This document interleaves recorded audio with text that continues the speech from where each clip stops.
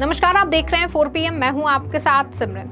देश में लोकसभा चुनाव को लेकर सियासी हलचल जोरों पर है। तीसरे चरण के चुनाव को लेकर सभी दल चुनावी प्रचार में जुटे हैं और चुनावी मैदान में अपना पसीना बहा रहे हैं और जनता को साधने के लिए किसी भी प्रकार की कोई कोर कसर नहीं छोड़ रहे हैं। इस बीच सियासी बयानबाजी भी जोरों पर है। सभी दल एक दूसरे पर जमकर हमलावर हैं और सत्ताधारी बीजेपी को जमकर निशाने पर ले रहे हैं और बीजेपी को उसकी नाकामी गिना रहे हैं। विपक्ष बीजेपी को घेरने के लिए कोई भी मौका नहीं छोड़ रहा है। पीएम मोदी के पुराने वादों को जनता के बीच में सुना रहे हैं तो कोई महंगाई, बेरोजगारी, भ्रष्टाचार के मुद्दे पर घेर रहा है। वहीं अब इस सियासी बयार की महाराष्ट्र में एंट्री हो गई है और महाराष्ट्र में सियासी गहमागहमी जोरों पर है और बीजेपी के नेता और प्रधानमंत्री खुद चुनाव प्रचार में पसीना बहा रहे हैं और जनता को साधने की कोशिश कर रहे हैं। बता दें कि पीएम मोदी पर सांसद संजय राउत हमलावर हैं और रोज पीएम मोदी को घेर रहे हैं और अपनी तीखी प्रतिक्रिया से राजनीतिक पारा बढ़ा रहे हैं। बता दें, शिवसेना सांसद संजय राउत ने कहा कि बीजेपी का इस लोकसभा चुनाव में हार निश्चित है। इसी के साथ ही संजय राउत ने राष्ट्रपति द्रौपदी मुर्मू के अयोध्या दौरे को लेकर सरकार पर निशाना साधा है और कहा कि राम मंदिर प्राण प्रतिष्ठा के समय राष्ट्रपति को अयोध्या बुलाना जाना चाहिए था और महामहिम के हाथों से राम मंदिर की प्राण प्रतिष्ठा कराई जानी थी, लेकिन प्रधानमंत्री नरेंद्र मोदी ने प्राण प्रतिष्ठा के दौरान महामहिम को बुलाया ही नहीं, जिसको लेकर के राजनीति पारा हाई है। वहीं महामहिम के ना बुलाने को लेकर भी चारों तरफ नाराजगी देखी गई। इसके चलते बीजेपी ने लोकसभा चुनाव के बीच बुधवार को महामहिम राष्ट्रपति द्रौपदी मुर्मू को राम जन्मभूमि अयोध्या के दौरे पर भेजा है। वहीं चुनाव के बीच में राष्ट्रपति के दौरे से बीजेपी जनता को साधना चाह रही है और इस दौरे को लेकर जनता का माइंड डाइवर्ट होगा और इसका फायदा बीजेपी को मिलेगा। लेकिन अब समय निकल चुका है, अब ऐसा कुछ भी नहीं होने वाला है। समय बदल चुका है। जनता बीजेपी के मंसूबों को पूरी तरह से समझ चुकी है और इस बार बीजेपी को पूरी तरह से हराने का मन बना लिया है, जिससे कि पीएम मोदी समेत सभी दिग्गज हैरान और परेशान दिख रहे हैं और चिंता की लकीरें जो हैं वो माथे पर साफ दिखाई दे रही हैं। वहीं सांसद संजय राउत ने एक बार फिर प्रेस कॉन्फ्रेंस करके पीएम मोदी को आड़े हाथों लिया और इस दौरान उन्होंने क्या कुछ कहा है, आप खुद सुनिए। चुनाव है ना, चुनाव है। चुनाव में राष्ट्रपति को भेजा जाएगा। जब प्रभु श्री राम जी की प्राण प्रतिष्ठा हो रही थी वहां, तब राष्ट्रपति जी को नहीं बुलाया था। तब राष्ट्रपति जी को हमारे महामहिम राष्ट्रपति जी, महिला राष्ट्रपति द्रौपदी जी को बहुत दूर रखा था, उनको इनवाइट तक नहीं किया था। हाँ, उस वक्त उनको बुलाने की सबसे ज्यादा जरूरत थी, उनका सम्मान करने की जरूरत थी। लेकिन अब चुनाव है तो चुनाव में एक माहौल बनाने के लिए राष्ट्रपति जी को भारतीय जनता पार्टी की तरफ से वहां भेजा गया है, एक माहौल बनाने के लिए। उसमें कोई बड़ी बात नहीं है। ऐसे घटना होती रहेगी देश में।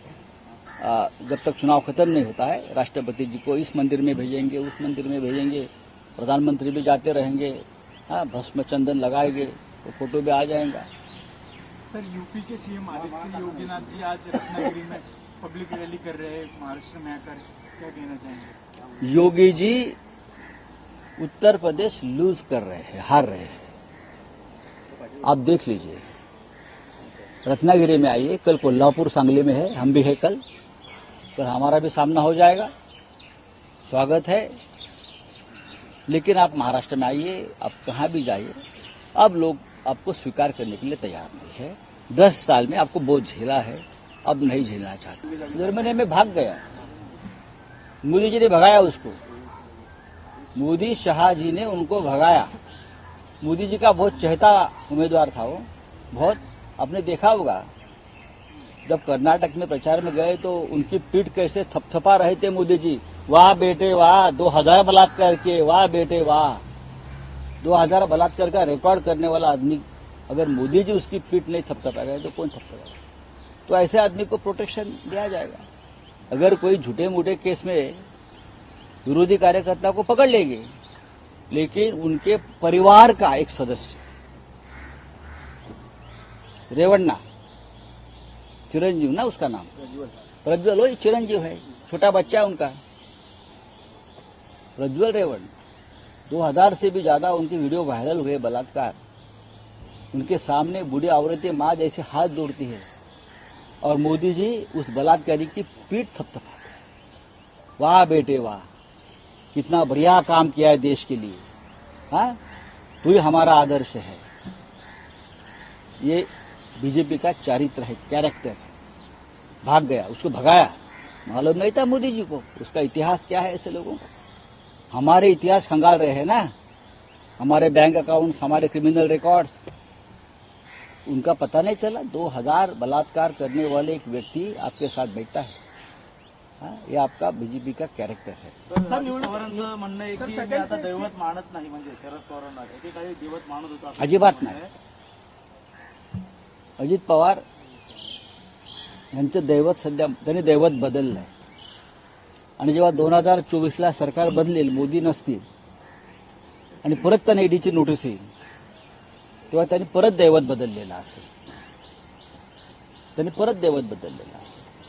हे मोबाईल दैवत त्यांच्या मागे असतात, फिरत असतात. निवडणूक आयोगाच्या आकडेवारीने केलेलं आहे मुख्यमंत्र्यांच्या सभेला. सेकंड फेज का वोटिंग परसेंटेज जो 4 दिन पहले कुछ और दिखाई दिया। बहुत ही रहस्यमय तरीके से आंकड़े बदल गए हैं. लोग चिंता में हैं. ये लोग कुछ भी कर सकते हैं. आपको बता दें कि लोकसभा चुनाव को लेकर भारतीय जनता पार्टी पूरी तरह से बौखलाई हुई है और चुनाव के बीच में खुल रहे बीजेपी के झूठ के चिट्ठे से सियासत गरमाई है और विपक्ष पीएम मोदी पर लगातार हमलावर है और जनता के बीच में पहुंचकर बीजेपी सरकार की नाकामी को गिना रहे हैं. देश की जनता पिछले 10 सालों से बीजेपी के कार्यकाल को देख रही है. सत्ता में आने से पहले पीएम मोदी ने भी जो वादे किए थे, उन वादों से कोई भी वादा जमीनी स्तर पर पूरा नहीं किया गया है. अपने कार्यकाल में पीएम मोदी ने जनता को सिर्फ मूर्ख बनाने का काम किया है. वहीं देश की जनता सहित बीजेपी तमाम नेता और कार्यकर्ता भी पीएम मोदी की तीसरी बार प्रधानमंत्री के रूप में नहीं देखना चाहते हैं. चुनाव प्रचार में भी अधिक सक्रिय भूमिका नहीं निभा रहे हैं. बता दें, पीएम मोदी की तानाशाही इतना बढ़ गई है कि अपने आगे किसी की भी नहीं सुनते हैं. वहीं देश के युवाओं को बीजेपी के घोषणा पत्र पर तनिक भरोसा नहीं है. युवा बेरोजगार है. मोदी सरकार ने पिछले 10 सालों में युवाओं के लिए कुछ भी नहीं किया है, जिससे युवाओं ने बीजेपी को बाहर का रास्ता दिखाने का पूरा मन बना लिया है. अब 2019 का दौर खत्म हो चुका है. देश के युवा और आम जनता भी जागरूक हो गई है.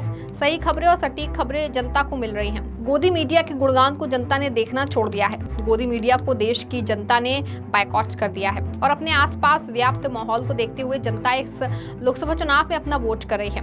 जनता का राजनेताओं पर से भरोसा हट चुका है और नरेंद्र मोदी ने पिछले 10 सालों के अपने कार्यकाल के दौरान जनता के लिए कोई काम नहीं किया है. सिर्फ पिछले 10 सालों में मोदी ने जनता को छलने का काम किया है, जिसका परिणाम आज सामने है और बीजेपी को 2 चरण के मतदान के बाद ही पता चल गया है कि मोदी की गारंटी जनता पर भारी नहीं पड़ रही है. मोदी मोदी करने वाले पीएम नरेंद्र मोदी की तानाशाही 2 चरण के चुनाव के बाद से ही हवा हो गई है. चेहरे पर चिंता की साफ लकीरें दिखाई दे रही हैं. मोदी सहित शाह की भी हवाई उड़ गई है. महाराष्ट्र में पीएम मोदी की रैली के बाद अब सीएम योगी आदित्यनाथ रैली करने में जुट गए हैं, जिसको लेकर संजय राउत ने कहा कि हम भी रैली करने जा रहे हैं. स्वागत है. रैली में हमसे सामना भी हो जाएगा और महाराष्ट्र समेत पूरे देश में बीजेपी का सफाया तय है और इस लोकसभा चुनाव में जनता ने बदलाव का मन बना लिया है और बदलाव होकर रहेगा. इस समय संजय राउत बीजेपी सरकार पर जमकर हमलावर हैं और बीजेपी पर हमला करने का कोई भी मौका नहीं छोड़ रहे हैं. वहीं इस बयानबाजी का बीजेपी पर क्या असर पड़ेगा और जनता बीजेपी को तीसरी बार मौका देती है या फिर इस बार बीजेपी को किनारे करने का काम करेगी, ये आने वाला 4 जून को ही तय हो पाएगा. इस खबर में फिलहाल बस इतना ही. ऐसी तमाम राजनीतिक खबरों के लिए बने रहें और देखते रहें 4 PM. धन्यवाद.